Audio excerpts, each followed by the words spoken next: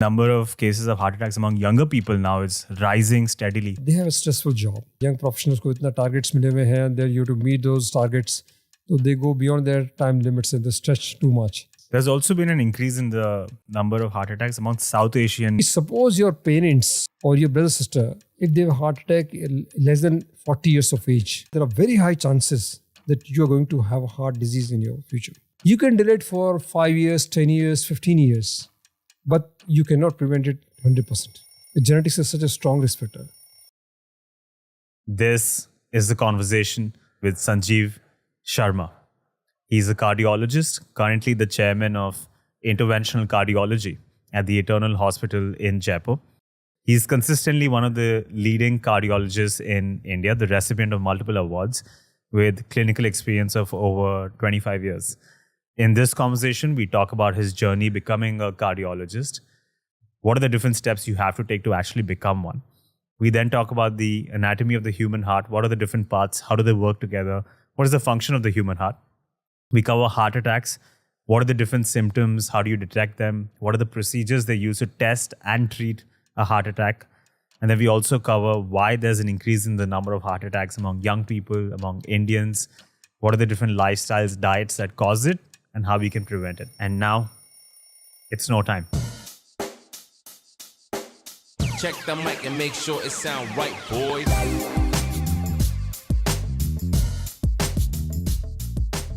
For multiple reasons, becoming a cardiologist is extremely difficult. जब आप पढ़ाई कर रहे थे तब और भी डिफ़िकल्ट था. एक तो पढ़ाई बहुत डिफ़िकल्ट है, फिर रैंक मिलना और भी डिफ़िकल्ट है. एंड एक बार आप कार्डियोलॉजिस्ट बन जाते हैं, the life itself, the job itself is also quite tough. हम इन सब चीज़ों के बारे में बात करेंगे, पर सबसे पहले मुझे बस ये जानना है, आपको कार्डियोलॉजिस्ट क्यों बनना था? आपने एक पुराने इंटरव्यू में कहा था कि मेरा पैशन था टू बिकम अ कार्डियोलॉजिस्ट, और मैंने अपने आप से कह दिया था कि व्हाटएवर इट टेक्स, जितना भी टाइम लगेगा, जितने भी एग्जाम देने होंगे, जितना भी वेट करना पड़ेगा, मैं करने को तैयार हूँ, because I want to be a cardiologist. क्यों? क्या मोटिवेशन थी? डॉक्टर बनने का मेन रीज़न है, हमारी फैमिली में lot many doctors, which includes my father also. तो हम जब ग्रो अप कर रहे थे तो हमने देखा कि it's a medicine is a good field, क्योंकि इसमें आप पेशेंट को इमीडिएटली आप जिसकी बेनिफिट करते हो उसकी ब्लेसिंग्स मिलती है. तो it's a nice field as compared to the other fields, जब आप देखते हो फैमिली में. और उसके बाद में जब आया, क्यों, because it was a late 80s और अर्ली 90s का बात थी. उस टाइम पे नंबर ऑफ सीट्स काफ़ी लिमिटेड होती थी. आपको एग्ज़ाम क्रैक करने के लिए बहुत कोशिश और मेहनत करनी पड़ती थी. और उस टाइम पे जो ये ट्रेडिशनल टीचिंग इंस्टीट्यूशन जो आजकल आप देखते हो, वो नहीं हुआ करते थे. तो हमारे को शुरू से ही हमारे ड्यूरिंग स्कूलिंग डेज हमारे को काफ़ी हार्ड वर्क करना पड़ता था, specially for 11th and 12th. और once you get through this entrance examination, pre medical entrance test, और नंबर ऑफ सीट्स लिमिटेड थी, तो अच्छी टॉप कॉलेज में आने के लिए you have to be in the top 50, 100 in the state exam. And all India आप exam की बात करें तो टॉप 1000 में होना पड़ता और था. कितने लोग एग्जाम लिखते हैं? और एग्ज़ाम देखिए, वो टाइम में जैसे हम स्टेट एग्ज़ाम की बात करूं तो अब ये कहना तो मुश्किल है उस टाइम पे कितने थे. हो सकता है 10-20,000 देते होंगे. Seats were like 500 all across the state. तो उसको क्रैक करके आप आओगे मेडिकल में.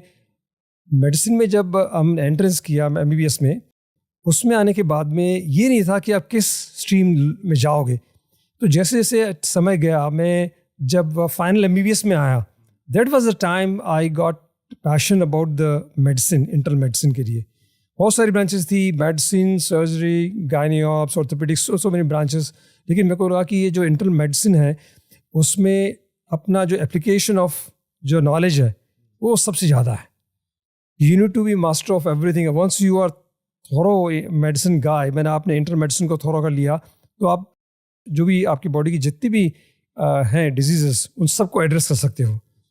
और जब ये मेडिसिन में गए और MBBS क्लियर किया, तो मैंने जो PG एंट्रेंस एग्जामिनेशन में इंटरनल मेडिसिन ऑप्ट किया. एंड दैट वाज आल्सो, मतलब इन्हें टॉप रैंकर्स को मिलता था, specially in SMS medical college Jaipur, जहाँ से मैंने किया.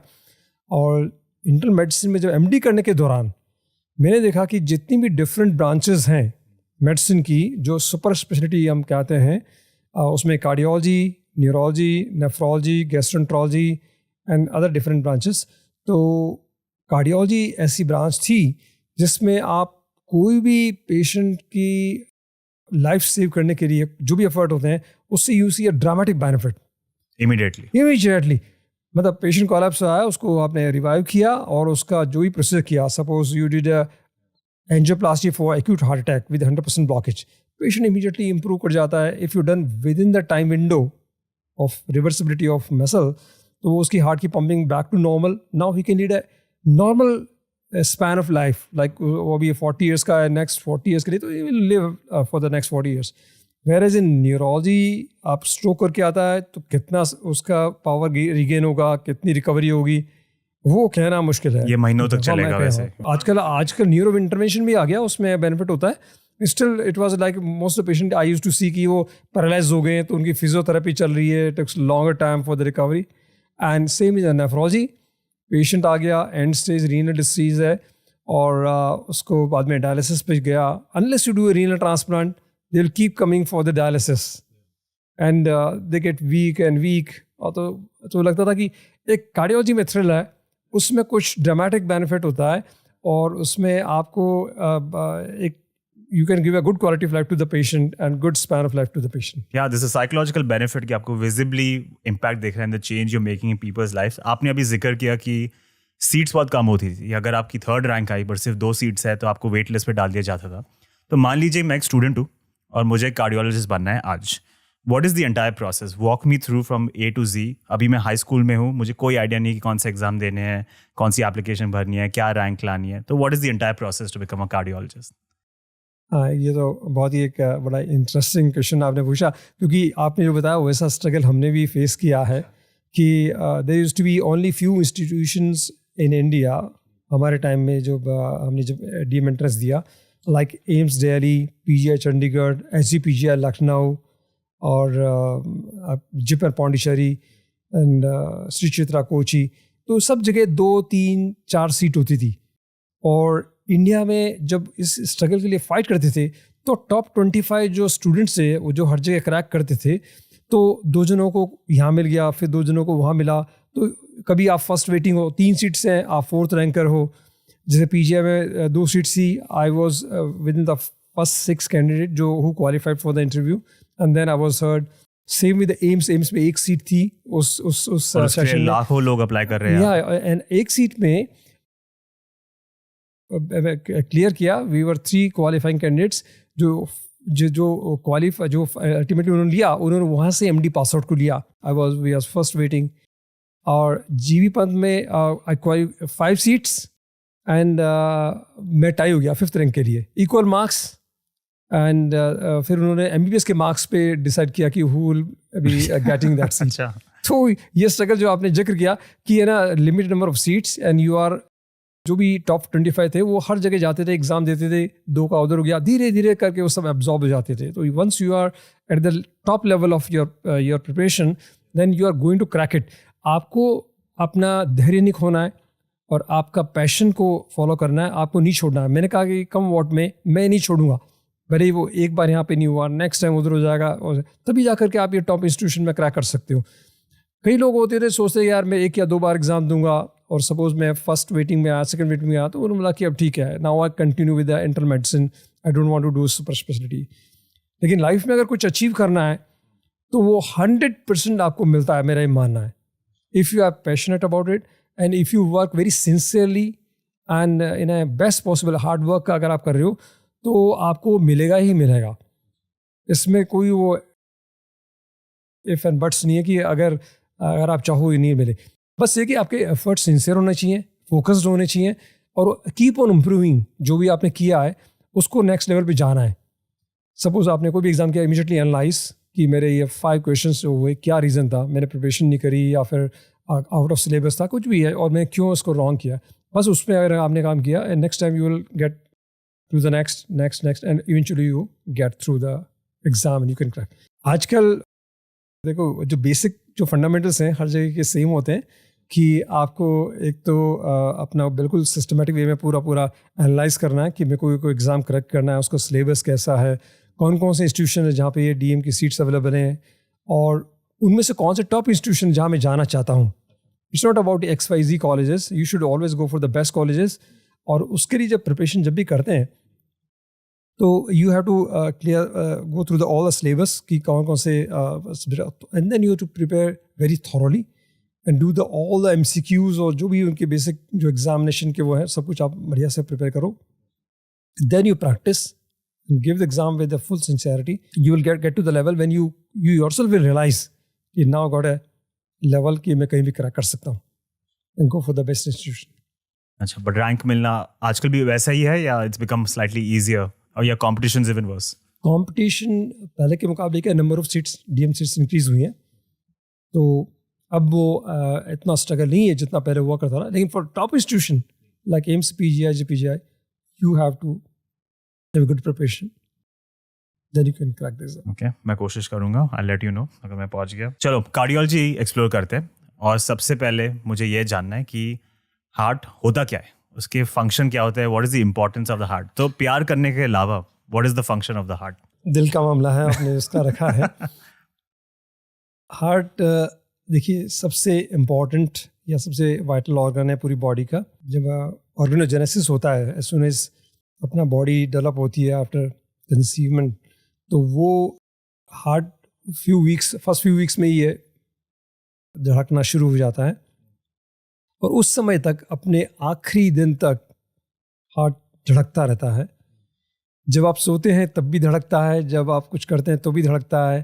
तो this is the organ of the body which keeps working tirelessly, है ना, right from day 1 to your last breath.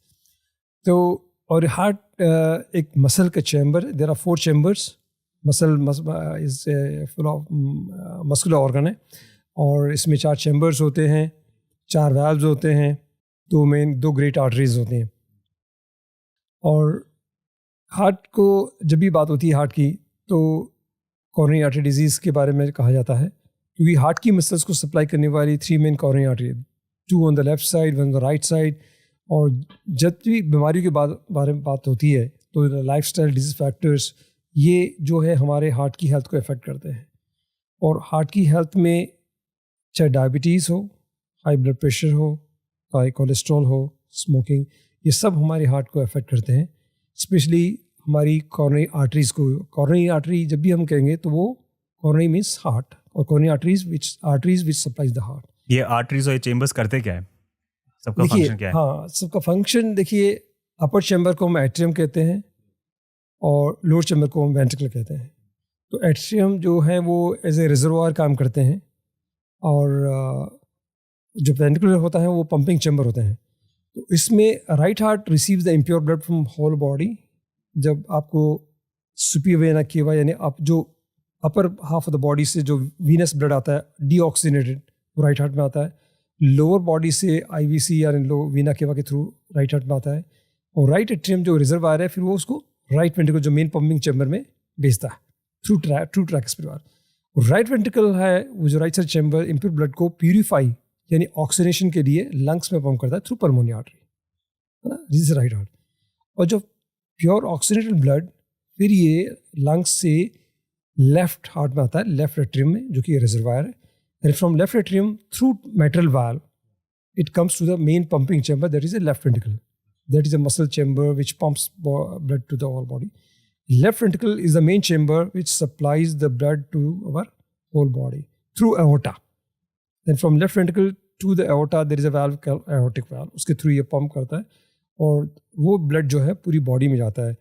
अपर अपना हेड एंड नेक में, ब्रेन में, it comes to अपना limbs है, फिर eventually to the abdominal organs and then lower half of the body. तो heart is a muscular organ जिसमें सारा blood, impure blood आता है फॉर प्यूरिफिकेशन, ऑक्सीनेशन, ऑक्सीनेट होकर के फिर वो main heart, left heart is the main pumping chamber which supplies blood to the whole body. तो जब किसी को हार्ट अटैक आता है तो इस पूरे प्रोसेस में व्हाट्स गॉन रॉन्ग कि आपको हार्ट अटैक आया?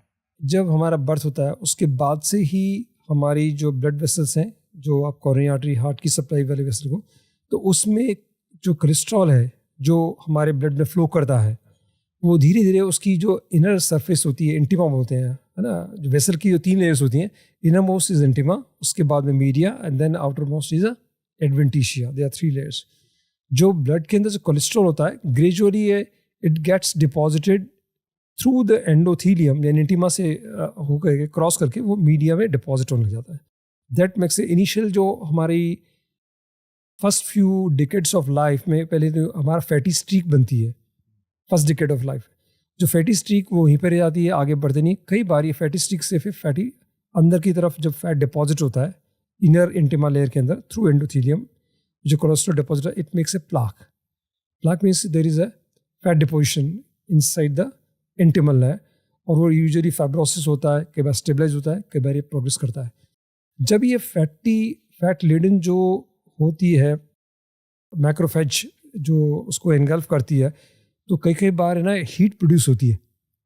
दैट हीट जो प्रोड्यूस हुई है वो दैट इरप्ट्स लाइक ए वॉल्केनो, जो inner surface of the vessel जिसमें फैट ज़्यादा है, हीट प्रोड्यूस हुई, वो इरप्ट करा, तो जो प्लाक रप्चर होता है तो उसकी वजह से जो ब्लड फ्लो कर रहा है उस वेसल के अंदर वो क्लॉट फॉर्म करता है.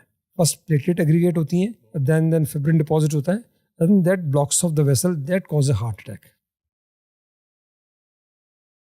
तो जो इनर जो लेयर है द इंटिमा, plaque formation, पहले fatty streak, then plaque formation, and then when plaque is very much rich in the fat and it's unstable plaque, तो उसकी जो surface होती है it's very weak, we say is a vulnerable plaque, and this weak surface ruptures because of heat produced by the fatty macrophages, and जो भी ये rupture होते हैं then there is a rupture and there is a clot formation over that ruptured site, and that blocks of the vessel that causes a heart attack. और जब वो block of हो गई है तो muscle starts dying every minute. Close to 10,000 muscles compromise होती हैं उससे, और जितना समय जाता है उतनी ही हार्ट ज़्यादा वीक होता जाता है. तो every minute is important, every hour is important. और ये कहते हैं time is muscle, so you don't lose time, immediately rush to the nearby hospital if you have acute chest pain. If it's a heart attack then it's 24/7 emergency. We don't lose time. Immediately we take the ECG. If the ECG confirms major heart attack, we rush the patient to the cath lab without any delay, and we do the angiography. Angiography is a test which checks all the coronary arteries. किस artery से आपको अभी acute heart attack हुआ है, and when we see the 100% block in the particular artery, we pass the wire, we advance the clot suction catheter, suck out all the clot, and we put the stent and make the artery flow again. Once there is a restoration of flow, muscle वापस से recover होना शुरू हो जाती है. If you come well within the window, time window, तो heart की recovery बहुत अच्छी होती है. हार्ट को ज़्यादा मेजर डैमेज नहीं होता है, and this is we call as a primary angioplasty for acute heart attack. So primary angioplasty is a 24/7 procedure in all the leading hospitals, all leading cath labs all across the globe for the treatment of heart attack. There was a time, late 70s, there was nothing, no cath labs. Cath lab हमारी आई है 80s में India में. उससे पहले हम blood thinner का injection दिया करते थे. लेटिक इंजेक्शन कहते हैं, थ्रोम्बोलिसिस और फिब्रोलिसिस. Fibrinolysis or thrombolysis is an injection which lyses the clot. In the earlier, the injection used to be streptokinase, urokinase, alteplase. Now we got tenecteplase. उसमें हम through venous access we start the infusion of blood thinner, lytic injection. अब उसकी efficacy होती है 50%. In the 50% of the patient, that injection used to lyse the clot और heart muscle थोड़ा save हो जाती थी. 50% पेशेंट्स में वो इफेक्टिव नहीं होती थी और वो ब्लॉक 100% जाता था और हार्ट डैमेज हो जाता था. नाउ दिस इज ये जो हमारा इंटरवेंशनल कार्डियोलॉजी इवॉल्व हुई है, this is in the 80s and 90s. The first angioplasty was done in 1977 by the Andreas Gruentzig in Zurich, Switzerland, and he is the father of angioplasty, coronary angioplasty. So 80s में ये आपको हुआ, और 90s के बाद में ये primary angioplasty concept आया for the acute heart attack in the late 90s. And late 90s and 2000 then number of cath labs increased all across the globe, और टेक्नोलॉजी काफ़ी हमने सोफिस्टिक मतलब जो इजी टू एक्सेप्ट और हर को इजी टू आपको perform करने ईजी हो गया, और फिर सब चीज़ें बहुत इम्प्रूव होती गई. और primary angioplasty now it's being done in all the cath labs. जैसे हमारे city itself has got more than 150 cath labs. तो and this is the need of the hour to provide the best care to all the heart attack patients without losing even a single minute. तो मान लीजिए अगर मैं घर पे बैठा हूँ, what are the symptoms of a heart attack? This is a critical period क्योंकि कभी कभी लोग को लगता है नहीं ये तो बस कोई random chest pain है, मैं बैठ जाऊंगा तो चला जाएगा. How can someone tell when they are in the house कि this is a heart attack and I have to rush right now?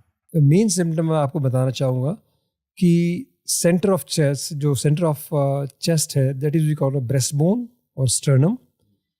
Retrosternal, retro means behind, sternum means our sternal bone.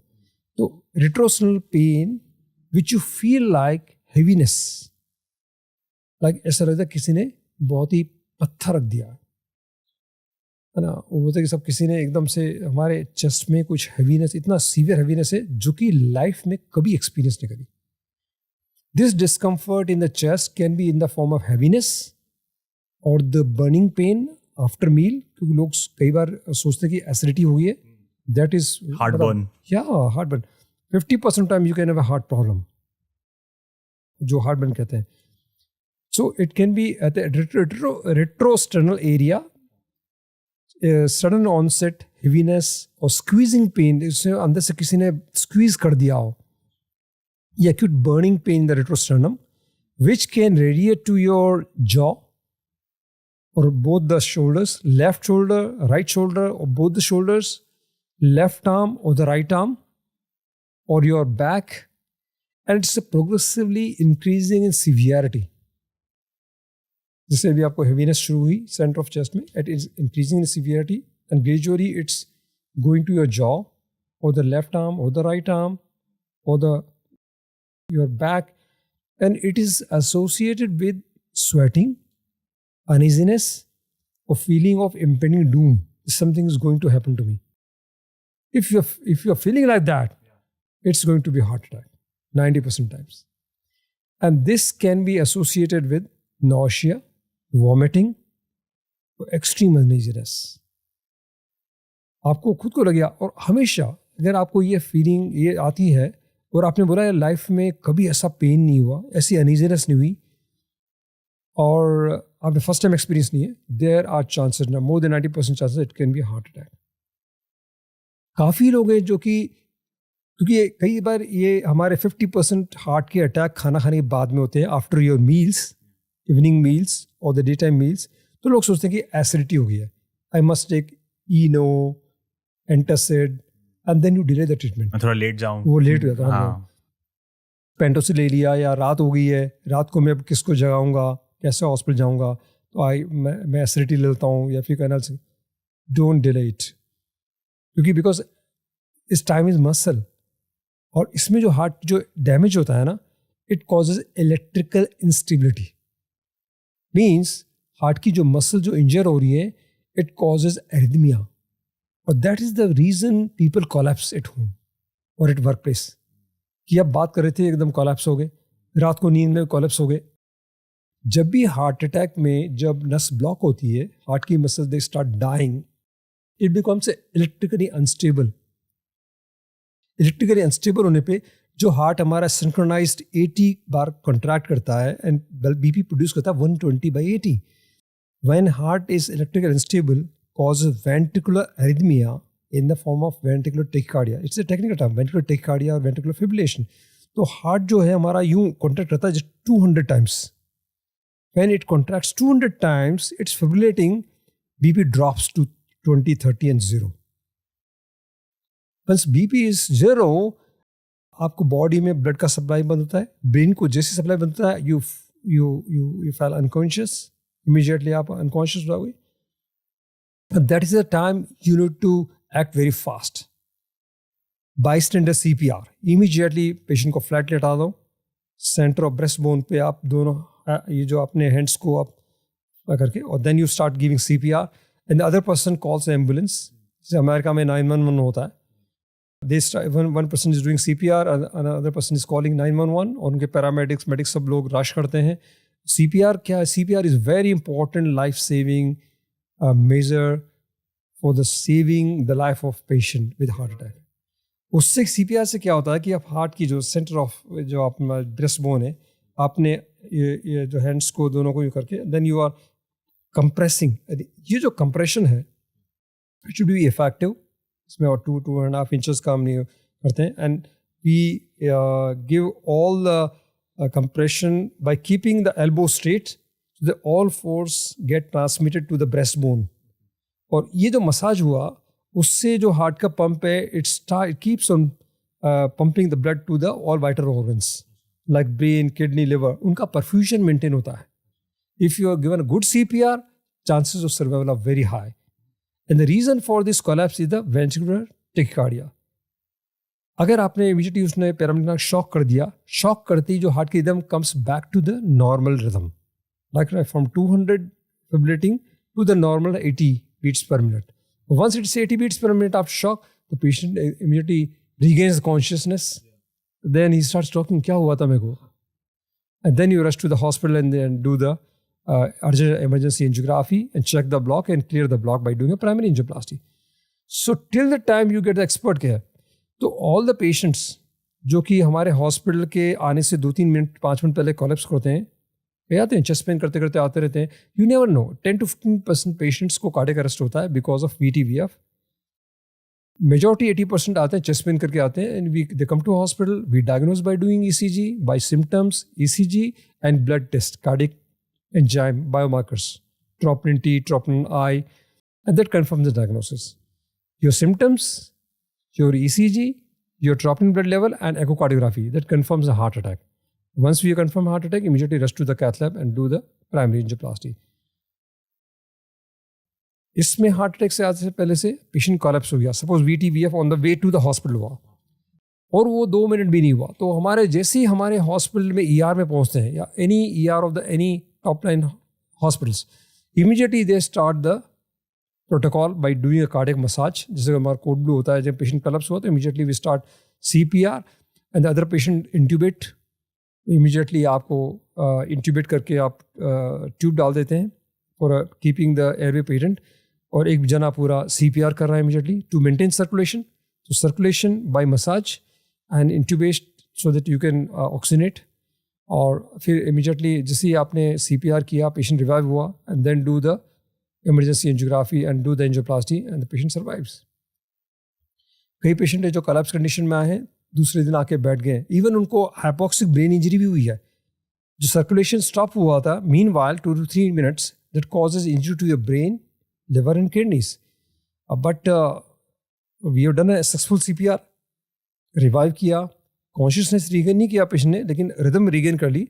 And then after explaining the family कि भी यार इनको हमने CPR करके revive तो कर लिया है, लेकिन brain, kidney, liver with time will get to know, but we have to save the heart.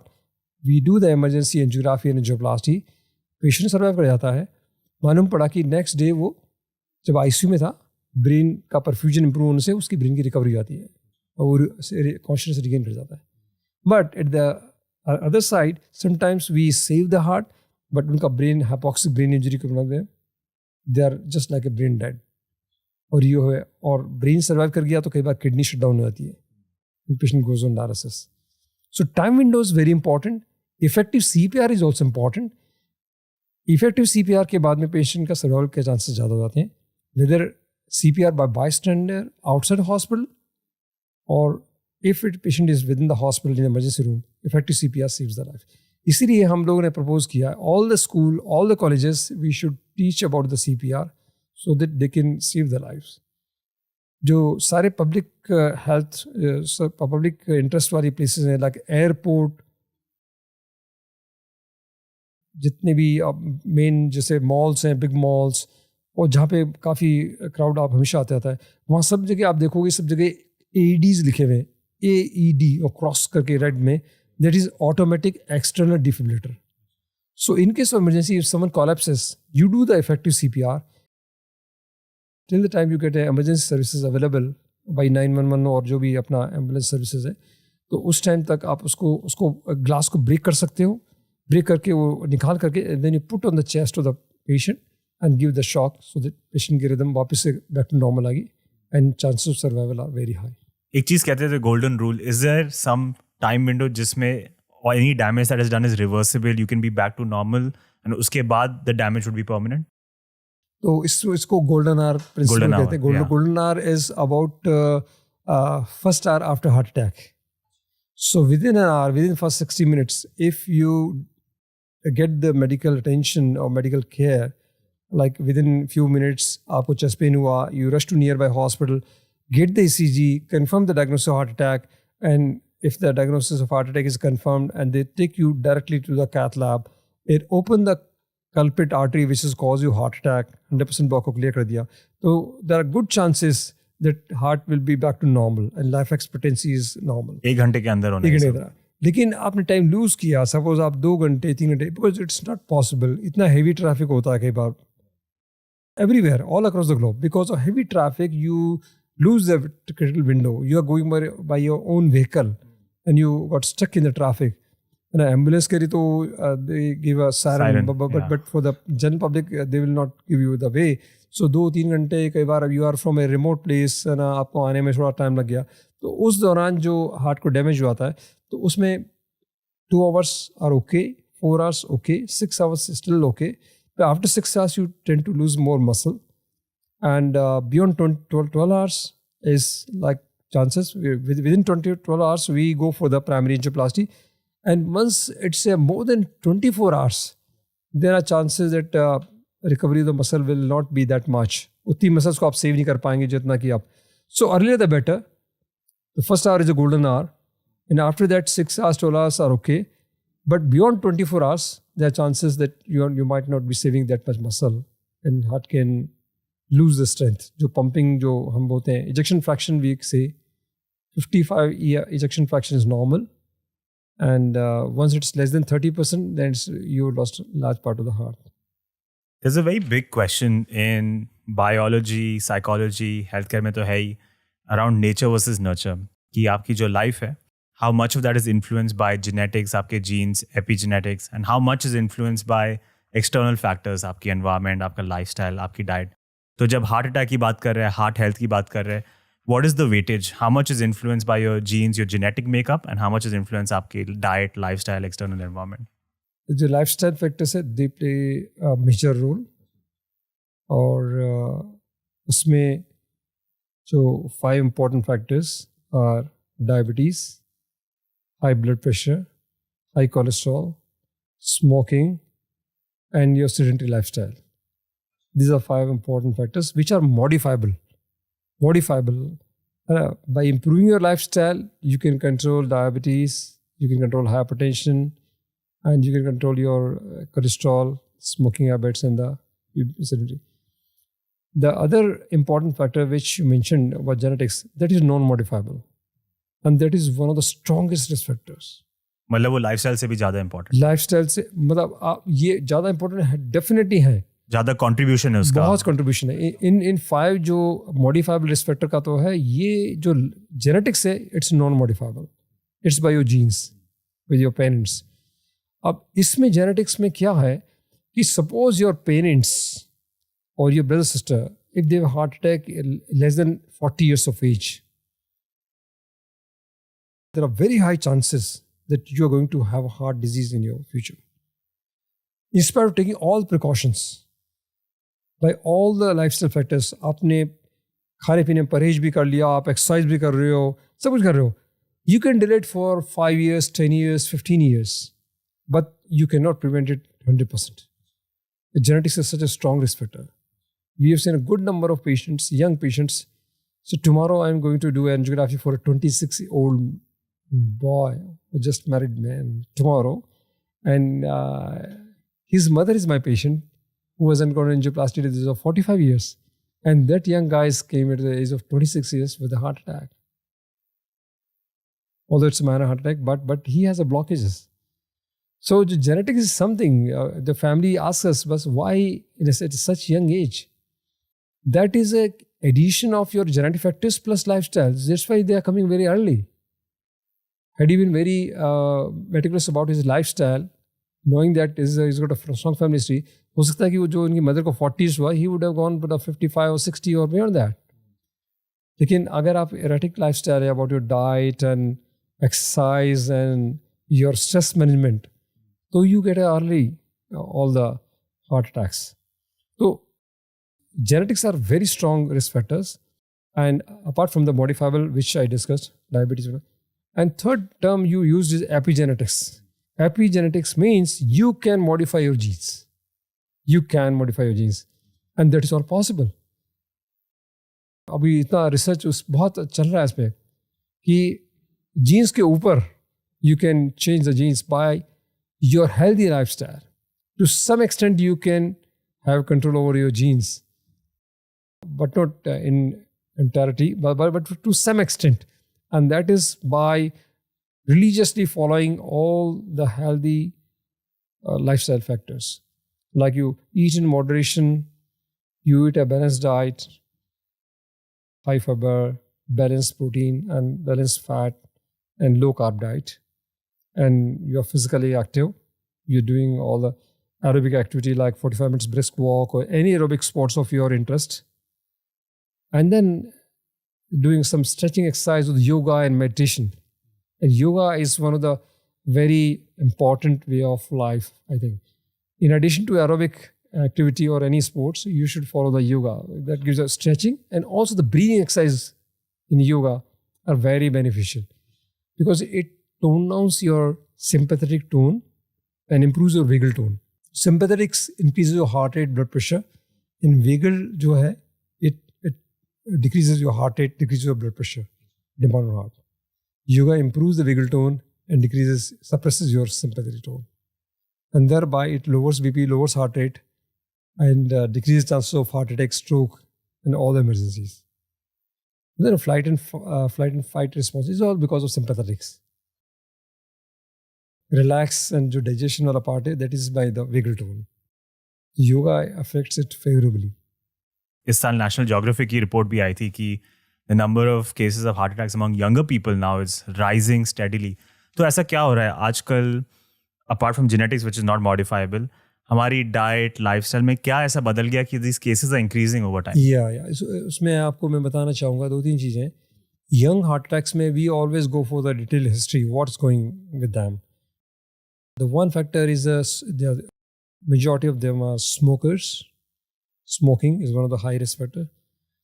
Second is they do have a strong family history, and they do have a high cholesterol and early onset diabetes because of lifestyle factors. And they have a stressful job, and or even if the job is not stressful, but they have a tendency to take undue stress. देखो, एक ही job को कोई आदमी easily करता है, एक आदमी unnecessary stress लेता है. तो how you take those challenges in your life?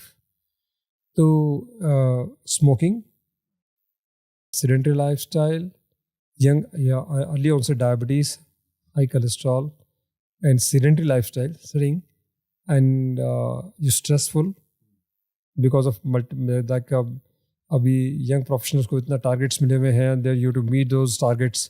So they go beyond their time limits and they stretch too much, and that also causes subconscious stress. आजकल वर्क लाइफ बैलेंस कम हो गया थोड़ा. Yeah. And about the diet also. तो सब कुछ चीज़ें आपको है ना, जैसे Zomato, Swiggy, you just order online on app, mobile app. तो पहले इतना possible नहीं था. Now you get easy access to your food. So rather than cooking by yourself or the homemade food, you are sitting at your desk and you are keep on working and getting ordered from other places. तो फिर वो junk food खाने में आ गया, stress भी ले रहे होते. It's a combination of all those factors. Your family history, your sedentary lifestyle, smoking, too much of stress, all these factors eventually culminates into early onset of heart attacks and heart diseases. There's also been an increase in the number of heart attacks among South Asian young people. ज़्यादातर Indian लोगों के साथ बहुत हो रहा है. ऐसा क्यों हो रहा है? ये तो जेनेटिक्स है. Even in the North America, we were Indians or South Asian origin, they have a high chance of heart attack at a younger age, 10 to 20 years earlier than the Western counterparts. तो फिर ये genetics हुई या environment का? Genetics and environmental factors both. So genetics you can't change, but you can change by your healthy lifestyle. That's why the term epigenetics. So people of Indian origin have like some predisposition with your genetics कि आपका heart health या heart disease का risk ज़्यादा है. Yes. Oh. And South Asian and also in the blacks. Blacks also, they have other predisposition for hypertension and the diabetes. All those are unhealthy. तो हम already lifestyle high risk पे है, तो हमको तो और ज़्यादा Yes, that is very true. South Asian should be very careful about their diet, physical activity, and avoiding stress. And all these stress, to avoid stress is very easy to say, but very difficult to follow it. Like how to avoid stress, how you take it. But yoga is one thing which tones down your mind, and do some breathing exercise. It makes you mindful. It also make you more focused. You are able to take good decisions, and you feel good after doing breathing exercises in yoga. yeah, short breathing exercise कभी काम पे भी कर लिया बीच में when Yes, you're feeling highly yes, anxious, yes. stressed, that would be really helpful. Diet का आपने mention किया, so what type of a diet is good for improving heart health, reduce the risk of heart attack? कैसी diet लेनी चाहिए? Eat in moderation. अच्छा, आपने एक book आई थी इकिगाई, वो जो जापानीज बुक है हाँ जी, ना, इकिगाई में वो उन्होंने मेंशन किया हुआ है 60% of your appetite, 60 or 70% of your appetite you should eat. ना उन्होंने they've done a research on है ना nanogenarians or those who have lived more than 100 years of age.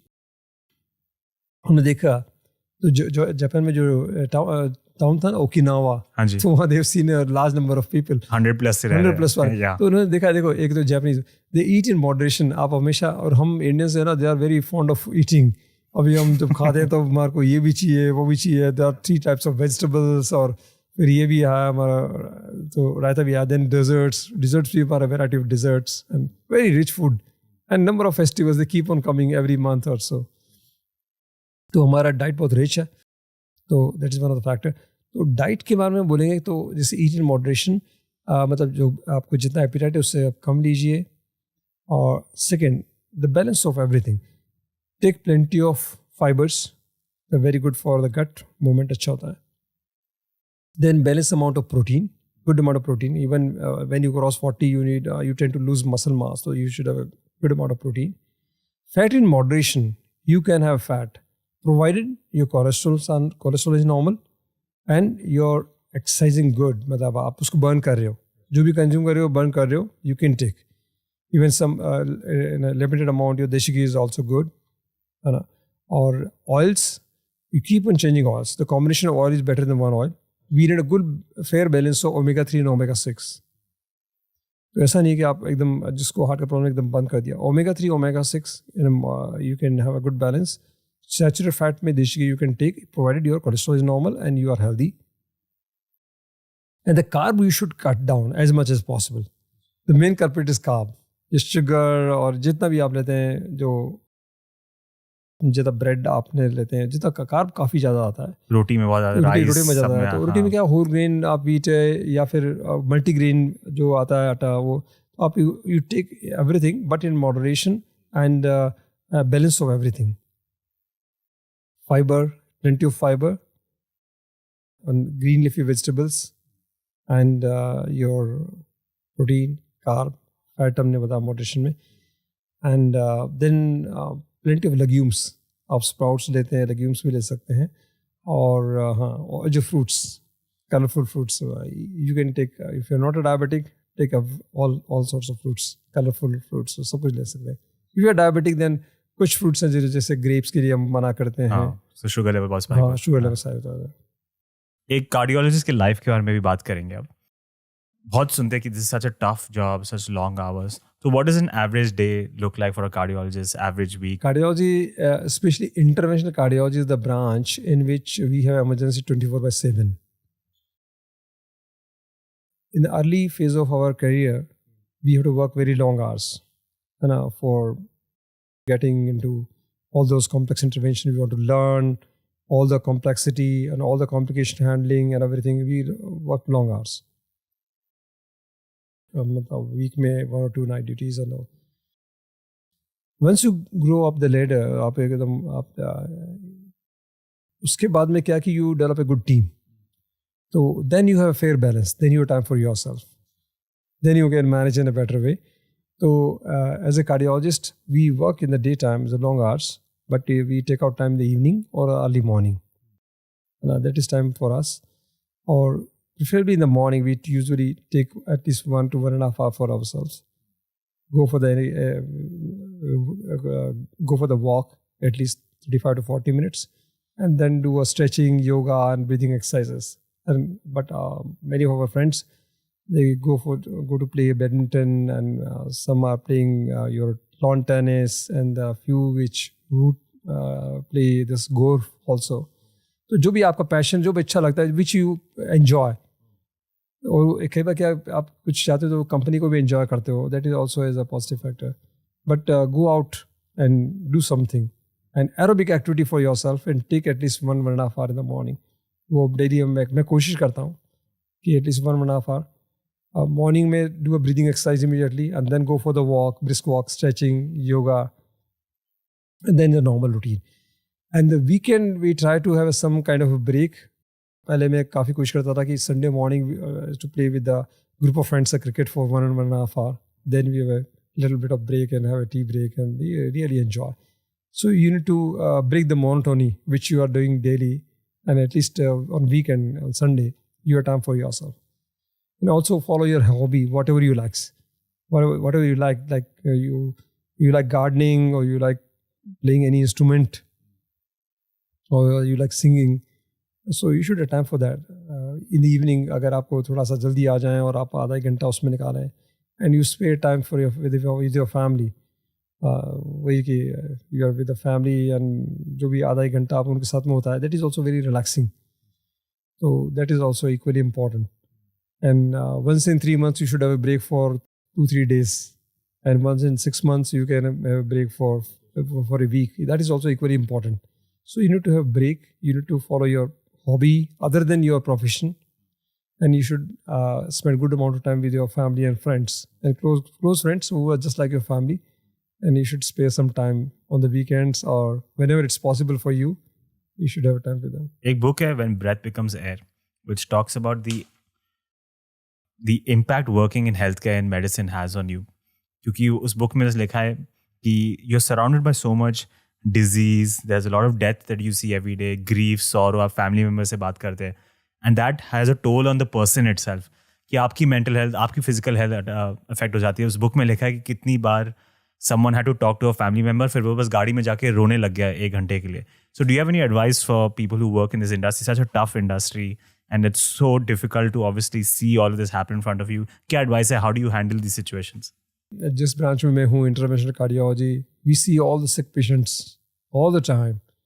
कई पेशेंट हैं जो वेंटिलेटर पे हैं, लाइफ सपोर्ट पे है, इंटरवेंटिबल पे हैं, और कई पेशेंट्स हैं जो एकदम कोलैप्स कंडीशन में आते हैं, जिनको आप इमीडिएटली लाइफ सपोर्ट लेते हो, उसको बचाते भी हो. तो दोनों साइड हैं. हम पेशेंट को सिक होकर कई बार देखते हैं कि दे आर मतलब हॉस्पिटल में 10-15-20 दिन के लिए रहे, और eventually they couldn't survive. But at the same time we do have a much more number of patients who survive after those challenges. So we always see as a positive side, and हमने इतने challenging cases को survive होते देखा है, तो we always stay positive. वो जो भी पेशेंट जो कि नॉन सैल्वेजेबल हैं, जो कि टर्मिनल आते हैं और नहीं बचते, तो उससे हम बहुत ज़्यादा नेगेटिव नहीं होते. And that's how we work. We never get bog down immediately. Like कई बार होता है बहुत पेशेंट चैलेंजिंग के साथ आपने किया, सब कुछ 99.9% होता है, लेकिन 0.1% टाइम में कोलैप्स करता है. कोई occasionally you feel bad about it, लेकिन उससे immediately you have to come out. And this is all with the experience, and what you say, with time you evolve, you get more wise. So you have to move on, because you cannot afford to be like in a negative side, or kind of feeling depressed. Yeah, that patient is gone. Yeah, you have to save many more number of patients in that time. So आज कुछ हुआ तो ऐसा नहीं कि next day कैसा होगा. वही होता है ना कि बाकी तेंदुलकर 0 पे आउट हो गया तो नेक्स्ट मैच में उसको रहता है कि नहीं ना तो ऐसा नहीं, मतलब होता है. ये जो अभी जो हमारे जो ट्रेनीज आते हैं, यंग ट्रेनीज, उनको कई बार होता है जैसे स्मॉल हमारा रेडियल पंचर, जो हमारा रूट एंजियोग्राफी होता है रेडियल पंचर, दे ट्राई 1-2 हमारे कुछ हो गए, वो किसी दिन उसने एक ट्राई किया, उसको नहीं हुआ, दूसरे पेशेंट पर ट्राई नहीं किया, तो फील लाइक मेरे से कैसे होगा.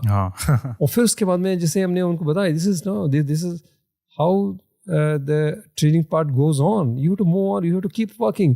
और फिर अब वो सारे एक्सपर्ट्स हैं. अभी उनको 5 साल पहले उन्होंने जब कहा था तो हम बोलते हैं मिला तो क्या देयर वाज अ टाइम, तुम ऐसे बोलते हो, अब you are an expert.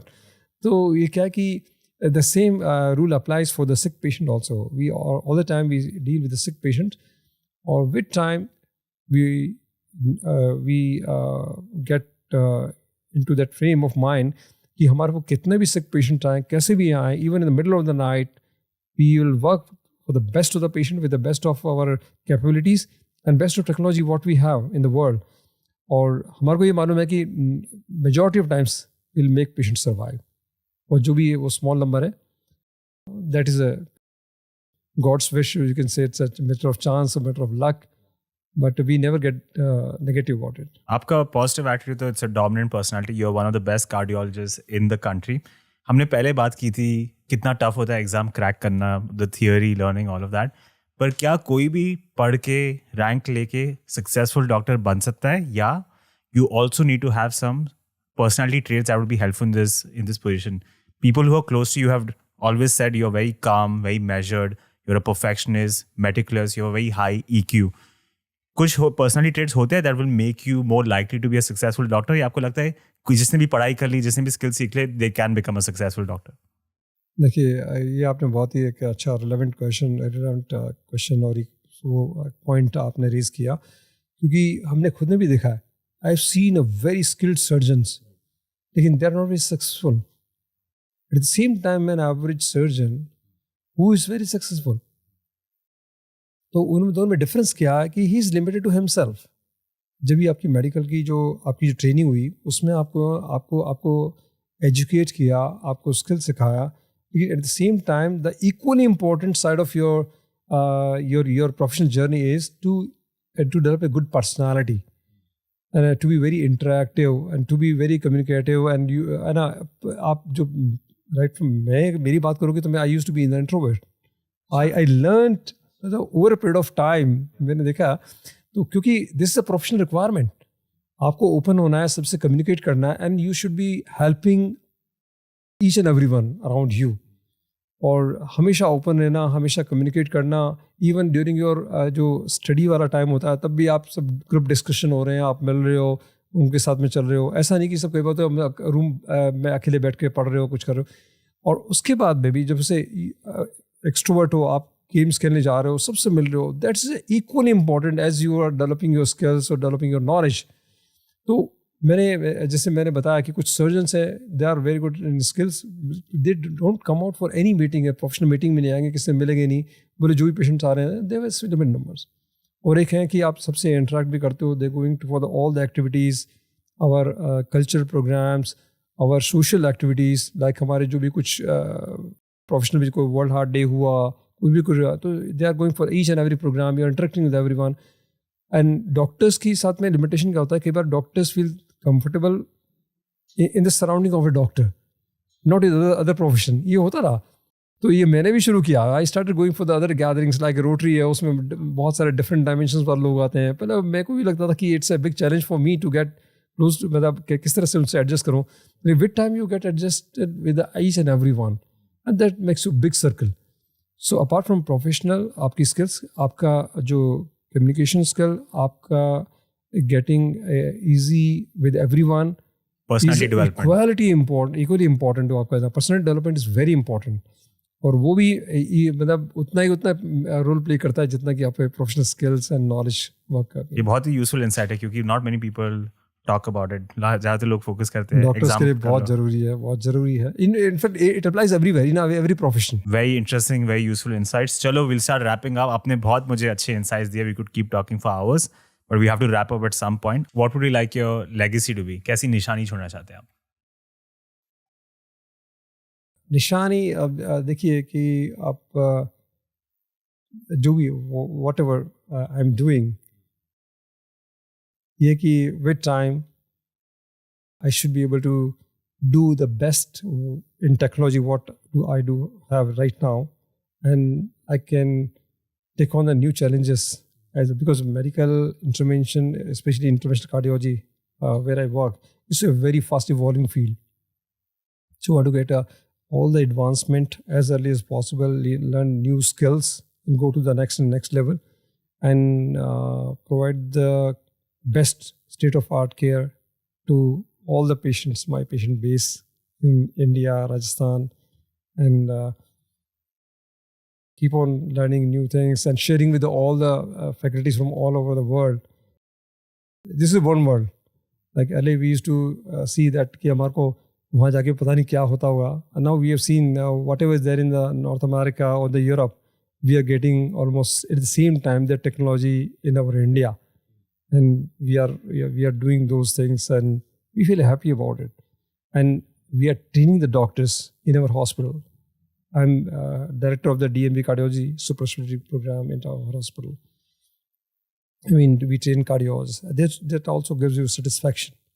And this is my vision or mission, that we should be able to train our doctors, next generation, the new technology, so that they can become the backbone for the future. And this is how we look at it. And also to make, and not only treat the patient, just to prevent the cardiovascular disease. And there is a huge burden, especially in India, because of lifestyle factors, because of early onset diabetes, hypertension, cholesterol, and because of genetic history, like many family history, the very strong family history. So how to prevent the development of cardiovascular disease, and how to prevent they're becoming for the heart disease, they succumb to at a very early age.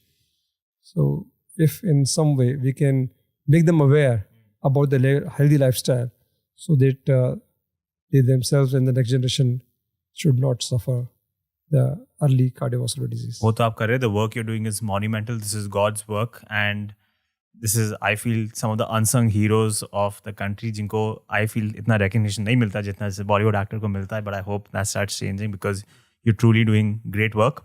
आखिरी सवाल, बहुत आसान सवाल है आपके लिए. आपको philosophy में काफ़ी interest है, तो मुझे आपकी राय चाहिए इसमें. What is the meaning of life? क्या लगता है?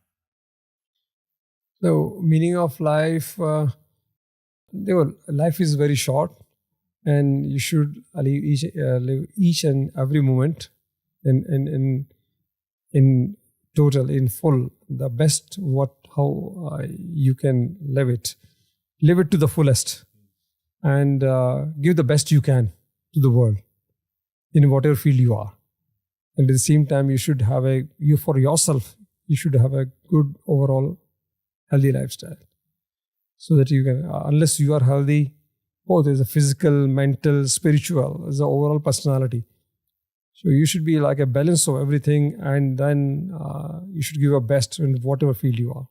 And you should have a good circle of friends, and it's a good society and community, and so you can have a better world for yourself and for others. बहुत अच्छी meaning है. So thank you so much for this conversation. It's been an honor and a privilege for me. Thank you very much, and we had a wonderful talk. Thank you very much. This is no time. If you like what you just watched or listened to, then please consider subscribing on YouTube, follow on Spotify, rate 5 stars on Apple Podcasts. Shows of this nature cannot survive on their own because conversations like these are never considered sensational. It's not Bollywood gossip. It's not sexy content. The algorithm will not push it. Many people are not likely to click on them. So if you want this project to continue, please consider becoming a YouTube member for less than $1 a month, and you'll get access to all these conversations quite early before they're published. You can also commit less than $1 on Patreon. You can buy super thanks on individual episodes on YouTube. If not through monetary channels, then do consider sharing these episodes, leaving your likes and comments. For shows of this nature, your word of mouth and your shares is the only way conversations like these can actually reach people, because the algorithm will never push it. It's not considered sexy content. It'll never happen. And I don't have any PR agency to boost these videos. So that's the only way I can get to more people. So if you like what you just watched, please do share it around. For other forms of love and support, you can follow this channel on Instagram or Twitter, or follow me personally.